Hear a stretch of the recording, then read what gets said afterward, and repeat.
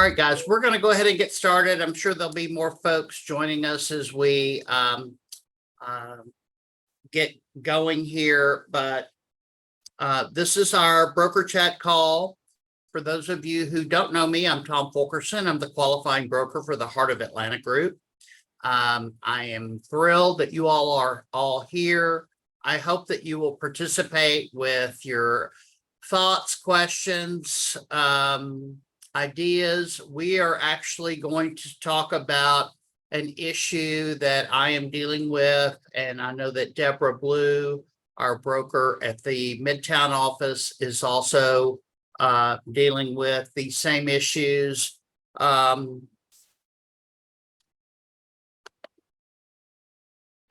as you know, the market, of course, has shifted. We have new challenges in this market, different than the challenges we had in the market that we're coming out of, where there was a frenzy of buyers that were paying tons of money over appraised value to get a house, waiving all of their contingencies to get a house. So on and so forth. You all know what we had been dealing with. Now we're in a market where we have buyers and sellers who are walking away from transactions, leaving a lot of earnest money on the table, putting the agent in a position of not being able to get paid at the last minute due to default of one party or the other. We're seeing a lot of terminations. As you know, I'm also in charge of the compliance for the Heart of Atlanta Group, and I have been reviewing files and approving a lot of terminations that are happening as well. So we have that aspect of the market right now as well. But I want to drill down into something that I feel that we need to have a discussion about, and that is the commissions. Agents, when a contract terminates and there's a default, the agent wants to sue for commission. And we want to support you in that endeavor, but I want to make sure that everybody understands what Keller Williams policy is on attorney fees. And then I want to tell you a little bit about my experience in dealing with these types of claims. And then I want to suggest something that we all need to start talking about and thinking about with our clients. Okay. So, and feel free to interject anytime here, guys. I like to have people interjecting and having a good conversation, not just me talking. So, what our policy is, so that everybody understands, is that when an attorney has to be hired to go after a commission, that fee is split 70% to the agent, 30% to the market center. Okay. So the team leader has to really make the decision about whether they want to go down that path, because it turns into a very costly venture for both parties, for the agent and also for the market center. So I wanted you all to be aware of that.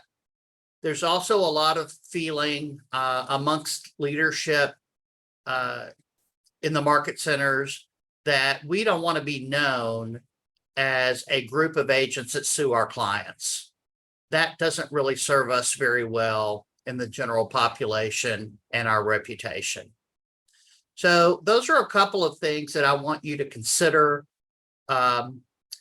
We also, as you know, we're in a business where we may or may not get paid at the end of the day. We all know that. We We may have a buyer who decides to terminate lawfully and walk away and not purchase anything. And you may have, hours and hours into that transaction, along with showing property to that person.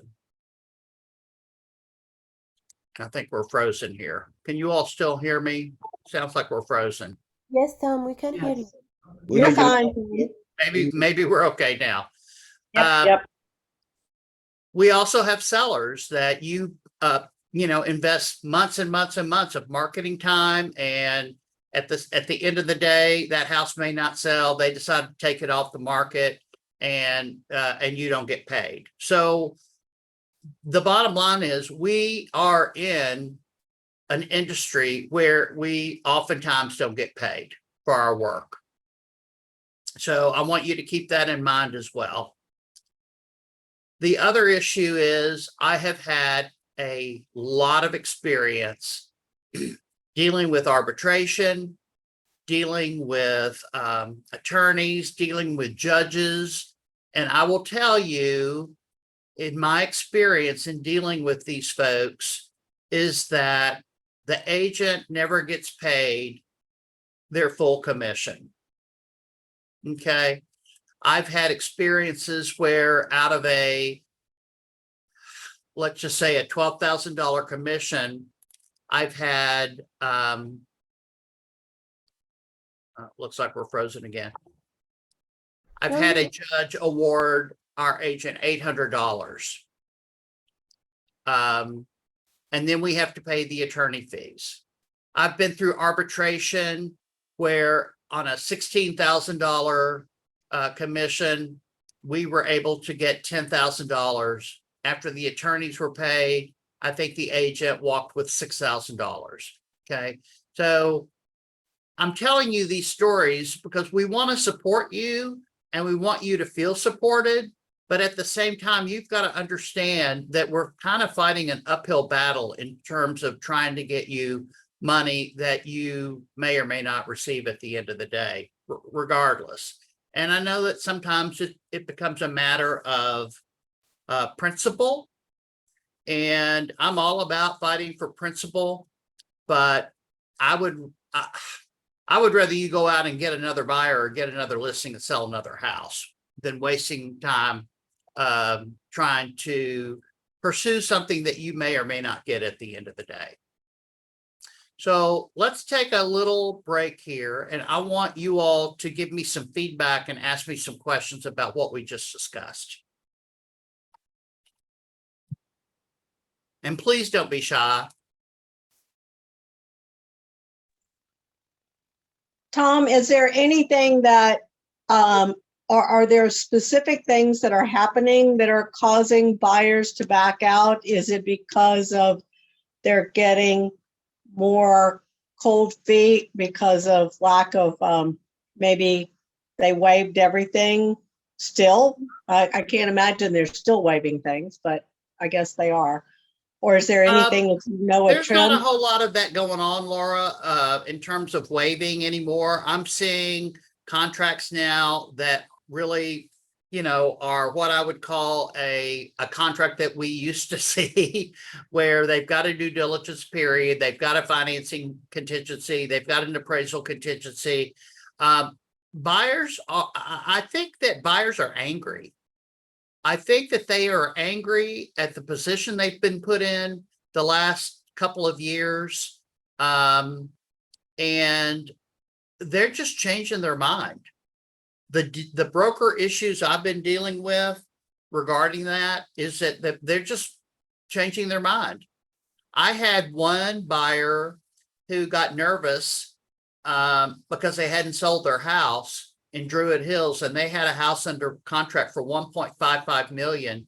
And they walked and left, just dropped and said, here's your $31,000 in earnest money. We're done.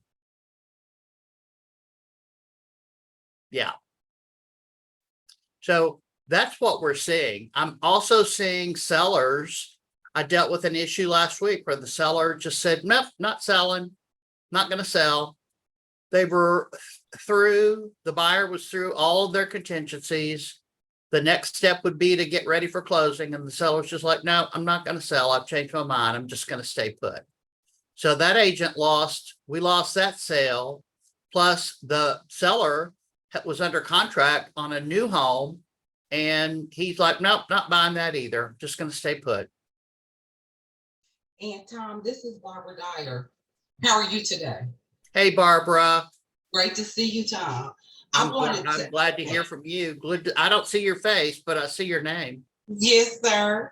Tom, so another thing I wanted to add to your conversation today is I think interest rates are coming into play in regards to some of the buyers backing out. Yeah, I don't disagree with that either. I think the cost of the interest rate, and you know what? I think that we as professionals aren't doing a good job of showing these buyers what interest rates look like over time, and that the interest rates that we were experiencing, the last 2 years or so, maybe even probably even a little longer, was just a dip in where they normally are. I mean, we are well within a good rate to purchase a home today, but I think we've all been spoiled. And honestly, I think as agents, the conversation that we need to have with our buyers is explaining to them what that looks like, because they're not married to that rate. They can refinance that home. I remember the first house I bought years ago, it was a 10% interest rate. And then about a year or two later, I was able to refinance it down to 6%. And I thought that was awesome. So they're not married to that rate. It's not something they're going to have to live with for 30 years. We have to do a better job as real estate professionals, working with our partners, our mortgage partners, and explaining to buyers what their options are and what the whole big picture looks like in terms of interest rates.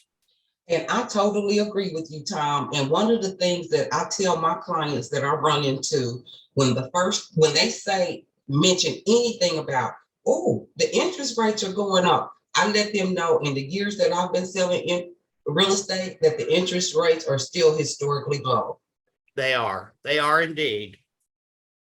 Yep, they are indeed. And who's to say also that that house isn't going to be worth more in the next couple of years? So we need to put our business caps on and talk to our clients in a manner that they can understand, and also from a business perspective as wealth builders, which is what we are. We need to be able to explain the ins and outs of that and make sure that they feel comfortable with that decision.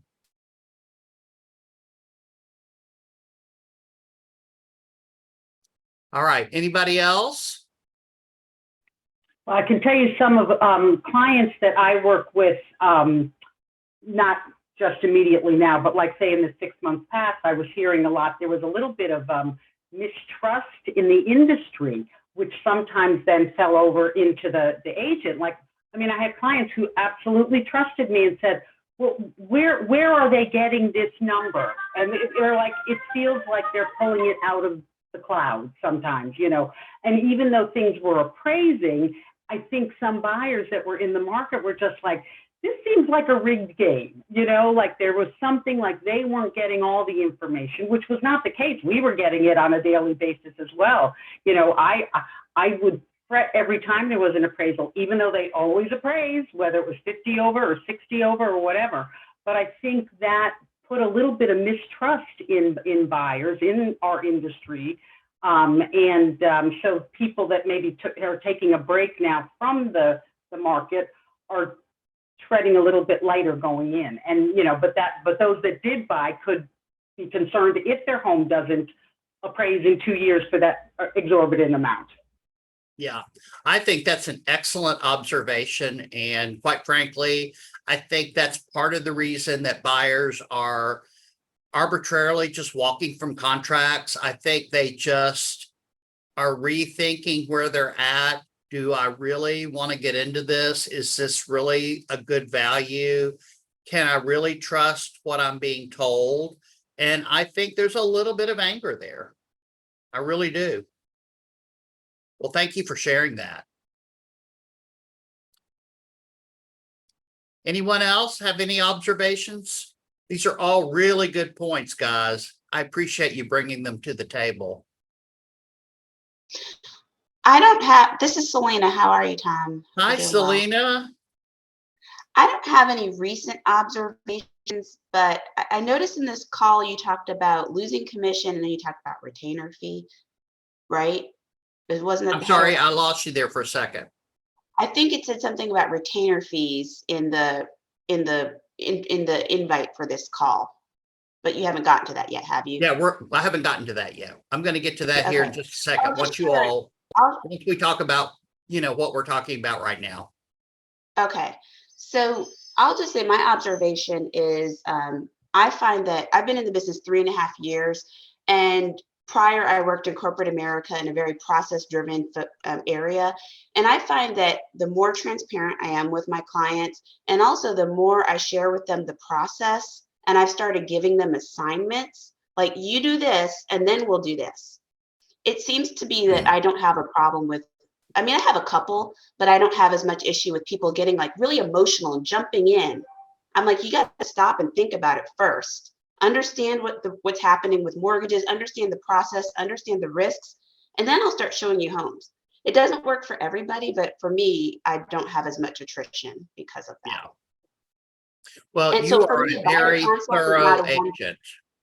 Yeah, so Um, for me, a buyer consult is not a one-time event. It's actually, sometimes it takes several months, but what I do is I limit. So it's all virtual, I give you like 5 minutes here, 10 minutes there, 15 minutes there. But when we move forward, you're ready. Yeah, I like that. Well, again, I think, going back to what we were discussing before, it's up to us as real estate professionals to bring that type of knowledge and discussion to the table to make people feel more comfortable. Absolutely. Thank you for bringing that up. Appreciate that. So, anyone else before we move on? Okay. So, I'm going to go back to what the nature of this call is all about. And I've discussed this with a lot of the team leaders. I've discussed it with a lot of agents in different private meetings.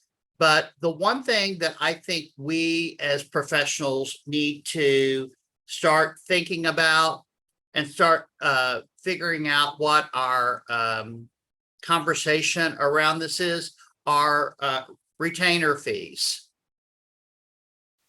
A retainer fee can go a long way if somebody decides to default on a contract and leave you without a commission. It's a great alternative to getting involved in the court system to try and secure a commission that you're probably not going to get much of anyway, based on my experience, not just throwing that out there for no reason, but I have dealt with this for years. And I will tell you that generally a judge will side with the general public over a real estate professional any day of the week. I don't know that that's fair, but I'm just telling you what I've experienced. So I think if we can start having a discussion with our clients, particularly our buyers, around a retainer fee, then that's something that we need to start considering. The other thing, I keep getting, my computer keeps going in and out. The other thing, even with, and I, years and years and years ago, I interviewed with this guy. His name was, he was an agent and sold $1 million houses, and he went by $1 million Bill. And $1 million Bill told me when I was a young agent and I was interviewing with him that he always got a 1% marketing fee, retainer fee, if you want, wish upfront from his clients. And that's what he did. And then at the end of the day, when the property sold, that 1% went towards his commission. That is also something that we have the power to do. So this call is about empowering you as an agent to have that feeling comfortable to have that discussion with your clients about charging them a retainer fee as a buyer or a marketing fee upfront as a seller. That's going to make you feel a whole lot better if one of those parties defaults on the contract and leaves you with no money at the end of the day. Selena's got her hand up. So I wanted to join the call because I wasn't sure what you were going to say about retainer fees, but that was a big reason why I transferred to this group, was because I wanted to charge a retainer fee and my previous office group wouldn't allow it. We had to do it on the back end and somebody shafted me, so to speak. And I've been doing it for about 2 years now. And I've had one person who outright didn't want to do it, but she wanted to, after standing me up for a meeting, have me be a tour guide so that she could buy a house maybe in a year. And I said, you know what? This is March of 2022. I have plenty of business. I don't mind. So I had great success for anybody who's had concerns about it. Some will question it, but I'll just start talking about the value. I'm like, haven't I done this for you? We've talked about this. I'm not asking you to make a commitment until you're ready, but once you make a commitment, I'm making a commitment of my time to you. So this is sort of, I can only handle so many clients. So this is kind of reserving your spot, and it works. I've only had one outright say no, and I had one who didn't go through the process. Actually, I've had 3 not go through the process. 2 were very gracious about it. They still apologized for wasting my time, but they understood that was part of doing business. And then one tried to get her money back. And I said, oh, no. I've shown you too many houses and put in too many offers. I charge $500. I'm like, I've done the work. So, I love that conversation. Thank you so much for bringing that to the table, because I know agents throughout the years who've always collected a retainer fee, either on a listing or with a buyer or both. And it's always served them very, very well. And at least it gives you some peace of mind and some money in your pocket if that client defaults and you don't get paid your commission. So I love that, Celine. I love it. and I'm glad we're having this conversation because I'm actually thinking about increasing but at some point, or maybe doing a scale like you said the gentleman does. Maybe. Well, I mean, here's the thing. You're going to have people that are going to say no, but they're going to go to somebody who doesn't deliver the same kind of service that you do. And if they want top service and they want to be represented at a very high level, they won't mind paying that retainer fee because they're serious about what their intentions are. Okay. Yeah. And not just talk too much, but I will say that most of my clients are referral. So they've already heard about what I can deliver. And during this crazy time up until a few months ago, I was maybe the only agent who never had a client pay more than asking price, waive an appraisal, waive due diligence. So I had a value proposition that I could say, you're reserving the time for a person who's going to get you the best deal in this crazy market. So, that was my work. You said 2 key words there, value proposition. If you don't have a value proposition, you're going to have a hard time justifying a retainer fee. If you have a strong value proposition, and you all have heard me talk about this before on other calls, if you don't have one, you need to get one, because that's part of being a professional in the real estate industry, is being able to explain to a client what you bring to the table. So Selena has done a great job. She knows what her value proposition is. She doesn't have a problem asking for the retainer fee, and she's had good success with it. Hey, Tom, this is Barbara. Some people are asking if Miss Selena can put her special stipulation in the chat. I'm sorry, Barbara, say that again. Some of the realtors are asking if Miss Selena will put her special stipulation in the chat.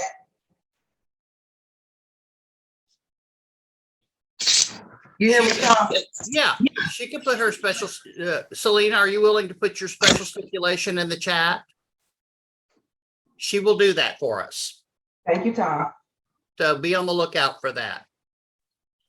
Tom, I think, honestly, I think this goes way beyond this call. I think this is something Right. that we need to have classes in the market centers. I think this is just scratching the surface for you guys to really understand and think about.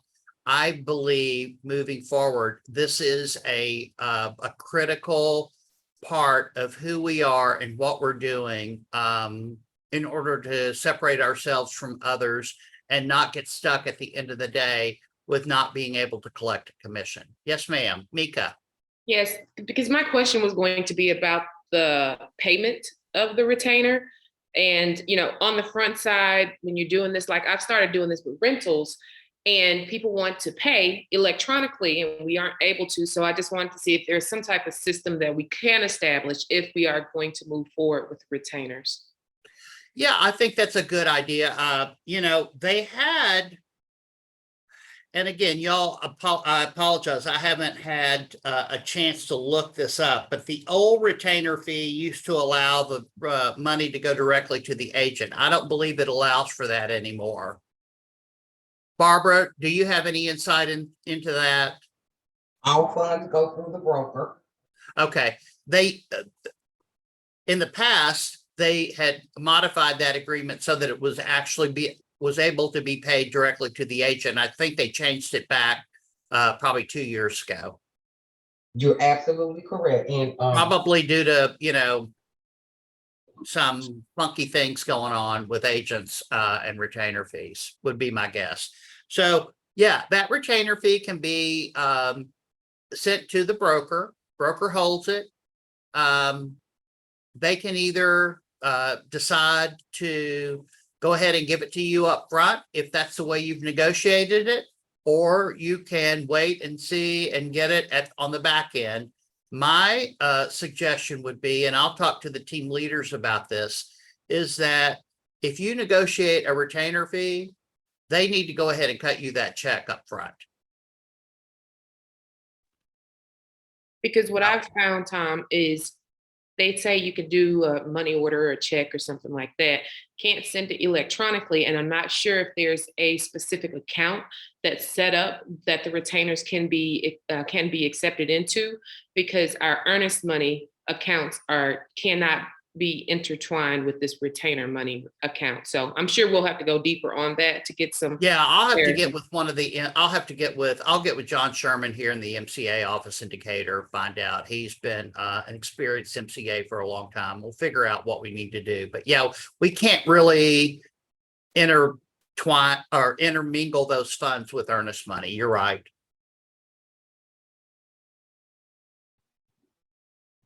I just posted my what I use. Hopefully it's good. I've been using it for a while. Nobody's ever said anything. Great, thank you. And Thank by you the so way, much. and then at closing, most of my clients have forgotten about it. Yeah, and by the time I close, most of my clients have forgotten about it. I just had a closing Friday. He was like, "What? You mean I get $500 back?" I was excited, you know, because at that point they're looking for every dollar they can get, because I've just spent like, you know, 30, 40,000 or something. Yeah, you just sold a house in my neighborhood, Selena, on Temple. Oh, I'm on mute, but yeah, they love it. Great find, smart young couple. That's great. Yeah, Ryan Taylor's a great agent. He used to be with Keller Williams in this office. All right, so you all take a look at that. Any questions regarding retainer fees? And yes, Mika, I will get you all answers on how we can move forward with this in an efficient way if they want to send it to us electronically. Tom, this is Laura. Quick question on retainer fee. I'm assuming it's still subject to splits with the broker. It would be subject to splits with the broker. I will, Because it's really treated like commission? I mean, right? It's part of your I'll get a commission? better answer for you guys on that right now. I'm not prepared to answer that right this second, but it's, a retainer fee is really not a commission. So I need to get some clarification on that. Okay, thank you. You're welcome. Great question, though, by the way.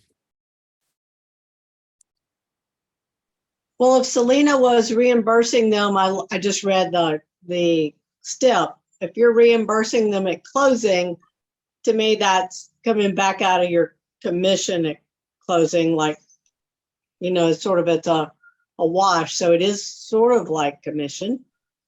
That's what I was thinking. Well, Well- it's all going to be subject to how you treat it, guys. You could, it's just like with option money in the contract. It can be applied to the purchase price or it cannot be applied to the purchase price. Mhm. Your retainer fee could be cut to you as a retainer fee that you've collected above and beyond the commission. Mhm. That's So how it I do depends on how mine. you want to structure It's that. completely outside of my commission. Yeah. Thanks, Selena. Okay, guys, who else has a question or comment about what we're talking about today? I think this is a Oh. really great conversation. I am excited that we will be looking to do more classes and more training on this as a part of a strategy to move forward. Hey, I would like to also add that part of my process in doing this, I actually started off charging $350 and I did raise it to $500 not too long after. But I looked at, and we talk about this in KW training, what is your hourly rate? And for me, I have a previous career in business management where I could make more per hour than I do in real estate. So I kind of looked at that as a balancing point to determine my fee. Like, you know, I could sit home and do consulting instead of working with people who are gonna bail on me. And that was what I used to determine. And that's why I'm also considering, you know, where can I increase it? Again, I don't want to lose customers, but again, people who value me, I haven't had a problem with it. So knowing your hourly rate, which we've talked about, is helpful. Yeah, I like it. Because for some people, it might be $250. For somebody else, it might be $2,000.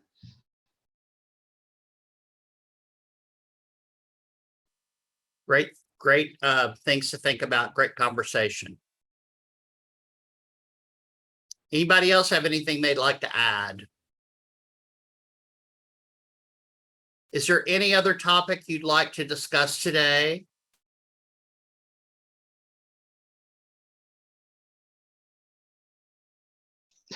Sorry, I have a lot of questions. So in this All right. same transaction I just did in College Park, there was an issue with reduced commissions, or like it was a 2.5%. And this one, they finally got me. Normally I tell my clients, but I was rushing and I missed it. And, you know, then it was a little bit more of my problem. So we worked out something where I leased their property for almost nothing. But any best practices on, you know, either how to negotiate for the difference or advise your customers and just not have it fall back on us? Well, we can't, if a listing agent has a reduced commission on a listing, we cannot negotiate that. That's against the code of ethics. Right. So what we have to do though, is if you're representing a buyer, you need to make sure that on your buyer brokerage agreement is that you're paid your full rate. Okay, Mhm. because if you put 0 down there and the listing agent's only offering a 2.5% buyer's commission, that's all you're going to get. If you have a conversation with your buyer and on your buyer brokerage agreement, you have 3%, then any shortfall from the listing side would have to be made up by the buyer. So however you all want to handle that is fine. But I would tell any buyer that I personally would be working with that I'm not taking less than a 3%. My time is more valuable. I'm not taking less than a 3% commission if I'm representing a buyer. And so if the seller doesn't pay the full 3%, then the buyer's got to make it up. And be consistent in telling every one of your clients. So I tell that is the best practice, but again, in the activity of actually going out and looking at houses, and this one's 2%, and this one's 3%, and this one's 2.5%. They felt like it was my responsibility to point it out to them, because we put in the offer, and then I noticed it the next day, and I was like, oh gosh, normally I will notice it, but we were rushing. So any best practices on making the ownership more on the client versus, oh, it was in the contract, because nobody wants to hear that. You know, they signed this buyer brokerage. Technically, it is in the contract, but they felt like, oh, it was your responsibility to advise us of that before we put in the offer. And I normally do, and I just missed it. So is there anything anybody does to put that back on their shoulders in addition to having it in the contract, the buyer brokerage? So one of the things that I do is I tell everyone in my buyer consult that, you know, I'm going to let them know ahead of time. Anytime that we see, you know, that a commission is not 3%, and then we'll talk about it before we even go out and look at the property. You know, the 3 different ways that we could handle that, whether we, you know, offer more on, you know, above the list price and they wrap it into the contract the way that it would normally be if the seller was actually paying all of it. You know, and just we talk about that in the consult so that when the time comes, if it comes up, it's not a surprise to them. And I joke about it and I say, you know, nobody likes surprises about money. So and then we kind of move on from there. And so I'll just go into the portal and I'll make a note, you know, whether it's 2% or 3%, because I want to know too. I don't want that. Nobody wants that surprise. They don't want it. I don't want it. Right. And I agree with that. But again, I've been doing it for like 3 years, and this was the first time I missed it because they snuck in a house. You know, they just kind of put a house in there that wasn't on the radar. We were rushing to see it. I had an hour to write the offer, and it was that easy that, you know. It happens. I mean, and I promise you it's never going to happen again. You're always going to look, even when it's one that snuck in like that after going through that experience. Yeah. I'm actually thinking about doing a special stipulation on my buyer brokerage, because it actually is, I did say it actually is an FMLS listing, and that's what I rely on. So I'm going to educate them on how to see it and just say, this is where it is, and, you know, give them an example. You can always look it up yourself. And maybe that'll help that there was 2 opportunities for them to see it, just in case you miss it. I've recently had pushback from that section on the exclusive buyer brokerage agreement that says we are compensated 3% and the buyer would have to reimburse us if it isn't 3%. And I recently had to write a special stip saying that I pretty much would get whatever that listing was as far as the percentage goes. And they wanted me to say in special steps that the buyer is not required to compensate the agent anything above. But I did tell her that we would have a conversation around listings that weren't at 3%. I ultimately lost that buyer because she went with Chase, who's given $1,000 if you choose their agents. But it was the thing that she was most concerned about. So people are paying more attention to that and are unwilling to pay anything to us. Some people have had success. I just haven't had those clients who are willing to pay anything because they feel like we should just take the compensation that's in the listing. Well, guys, you know, the thing about it is that we don't live in a perfect world. You're never going to have 100% of your transactions at 3%. You're just not. And what the good news is, what I'm seeing, and I'm sure you're seeing it too, is that now we're in a market where that is happening less and less because, you know, the sellers are now at the mercy of the buyers. And so that's happening less and less. I'm seeing, you know, builders where they were discounting commission. Now they're paying bonuses on top of their full 3%. So that dynamic has changed for the most part, but just understand that look at things globally. Don't look at it at a transaction at a time. Look at it globally. You may have to take a 2.5% commission for a buyer. And guess what? That may be okay because they may not be in that property that long. And if they have a good experience with you, they're going to list that property with you if you stay in touch with them and do your job. And then you'll make more money at the end of the day. So that's what I really want you all to think about. And I can say that because I've been in the business for 24 years. So I've experienced that over the course of my career. I think too, just understanding, the three different ways that you can handle it. Like, if you're able to raise the price a little bit on your offer and wrap it back in the way that it would traditionally be done if the seller was paying the full commission. And again, just understanding the flow of the money, and that doing it that way is absolutely no different than if the seller was paying, the full 3% commission, and helping your buyers to understand that. Yeah. Good advice. Absolutely.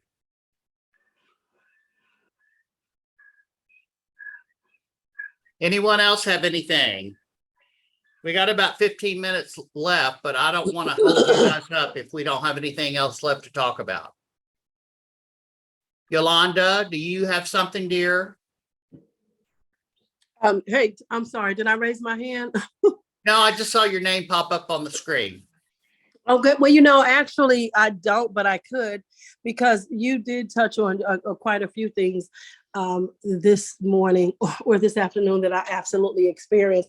And of course, the first one is to let the realtors, brokers, everyone know that it's not always going to be your fault when these listings fall through. I had two of them really, and then one of them, and both of them were high end, but one of them, we got her well over asking, phenomenal open house turnout, all of that, and even found her excuse me, a property to move in that they fell in love with. But unfortunately, the husband and wife just could not agree. It had nothing to do with myself or my team. They just simply could not agree, maybe had a little argument, and then simply took the house off of the market. And you're just going to win some and you're going to lose some. But I do feel that when they're ready to put it back on, because of the way that I handled it, that they will call me. That's one thing I wanted, so just have mercy on yourself sometimes when give yourself grace sometimes when these things happen. And lastly, in regards to the, retainer fee, I've always put that in my buyer brokerage agreements and the special steps. Now, I have to honestly say that I have not always been collecting it. Now, I had to, and I've been doing this for many years as well. And I have collected it some. There are times where I did collect it. I've done from 500 to 1,000. But then there are those times where I didn't collect it. I just let them move on, even though it's in there. But the point I'm making is it is always on my buyer brokerage. It is even on my listing agreements. But unfortunately, I haven't always collected it. But I can tell you that from now on, I'm going to collect it. So that's just the point. This is a great topic, Tom. Thank you. And by the way, I'm glad that you're back and always praying for you. Thank you. I appreciate that. Tom, Well- there's a question in the chat.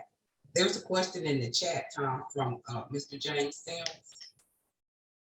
Barbara, get closer to your microphone. There's a question in the chat for you. Oh, in the chat for me. All right, let me see here.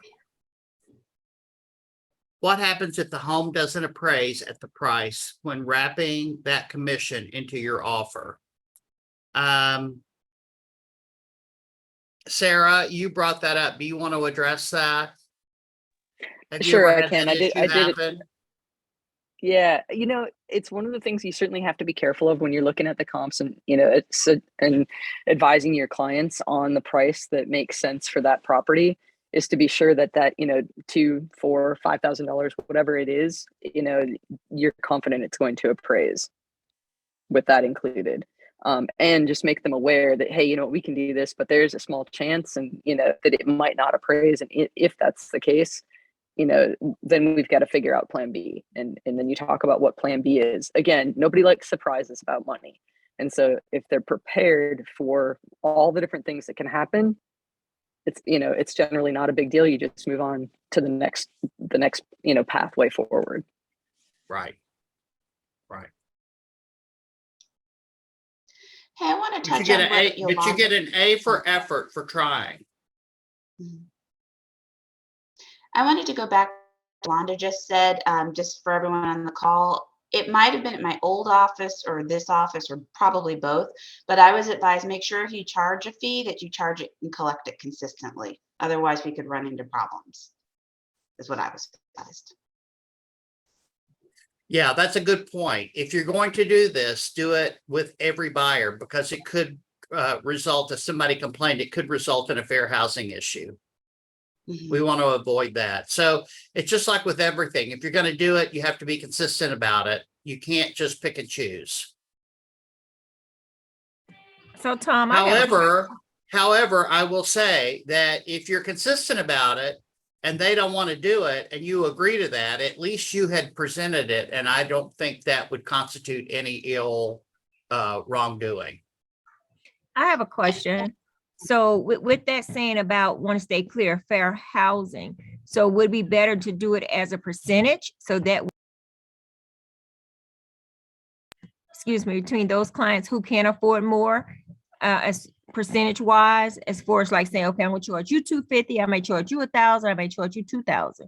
So would it be better to do the retainer as a percentage across the board? That way it will fluctuate based on that percentage. You still offering everybody the same percentage. I don't think that's a matter of a percentage or a dollar figure. I think it just has to do with if you're going to collect a retainer fee as part of your value added service when you represent buyers and sellers, you need to be consistent with every buyer and seller about negotiating that referral fee. It can be whatever. It doesn't have to all be the same. But to say, okay, with this buyer, I'm going to ask a retainer fee, and the next buyer I'm not. That's what you cannot do. I also want to just add, based on my brief experience, we should not make assumptions about what people can afford. Buying a house is a big deal. And somebody told me once, we're not a charity, we're business people. So I had somebody buying a $200,000 house who swore up and down she had no money. And then, I didn't back down on anything. I kept my standards consistent. And as soon as she closed, she put in a $6,000 fence. So she had money, right? A little bit of money to work with. And then on the flip side, I had a doctor and an attorney approach me. They just sold their near $1 million house, didn't use me, relisted it with somebody else, didn't use me, and now want me to help them with a $200,000 condo and are balking about my fee. And I said, fine, So I just feel like we should just need to make sure we don't make assumptions about people's money because you just never know. The people who have the money should have the money, might not, and the people who you think don't actually might. And it's all about their value system in terms of how they value us and the work we do.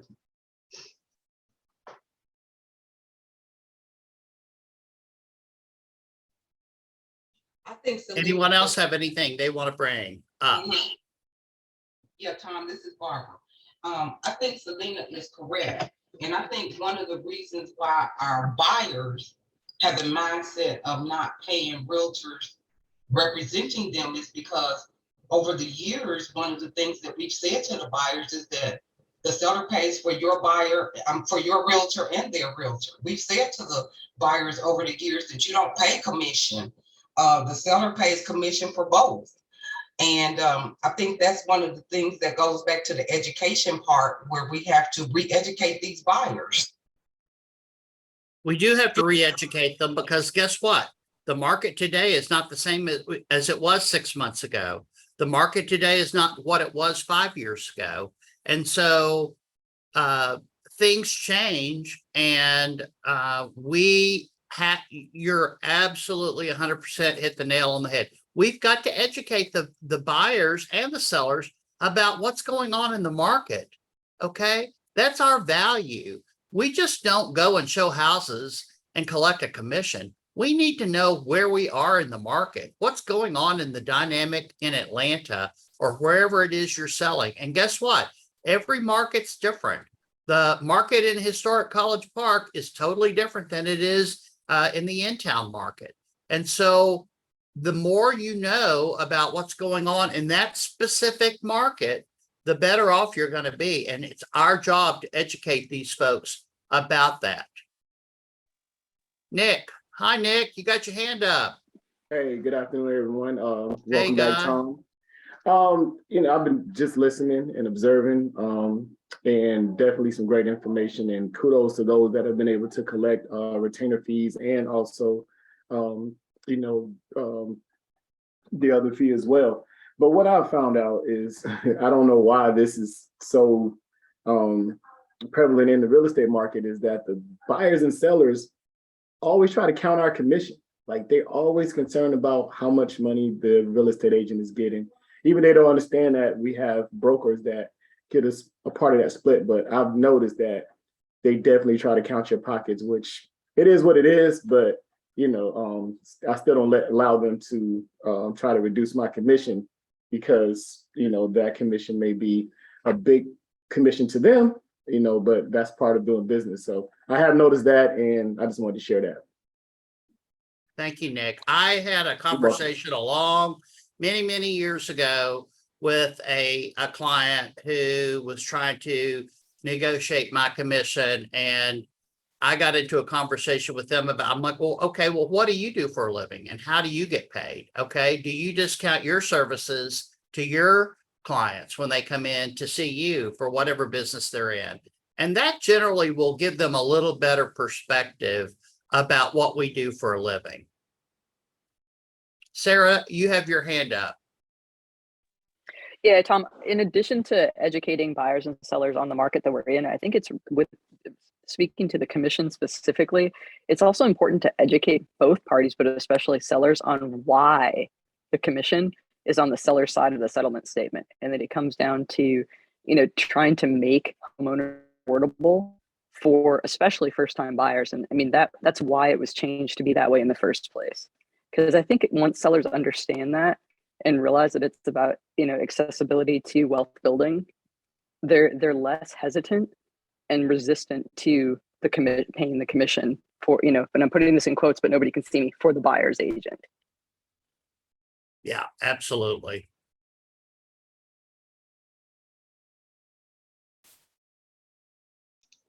I would say too, that again, talking about our expertise, again, part of my value proposition story is when I save you something, it's usually on the order of $5,000 or $10,000, right? Like, you find mold in the house because I was the one who advised you to get a mold test when others might just say get a general inspection.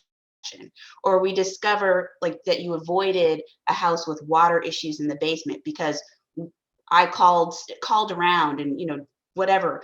Like, I've had tangible situations like that where I can say every time, I'm earning my commission basically, with the advice that I give you, the recommendations I give you, because everything is pretty costly. If you make one mistake in real estate, or if you overlook something, it's going to cost you thousands and thousands of dollars to remedy on the back end.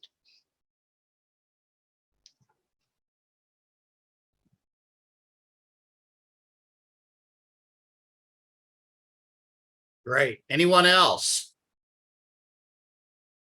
This has been such a great conversation. I hope you guys have gotten something out of this. I think it's been a great conversation. I appreciate everybody's input. Selena, you've been great. Thank you for everything that you brought to the table today. Sarah, Carlin, and everybody who spoke. Barbara, who else?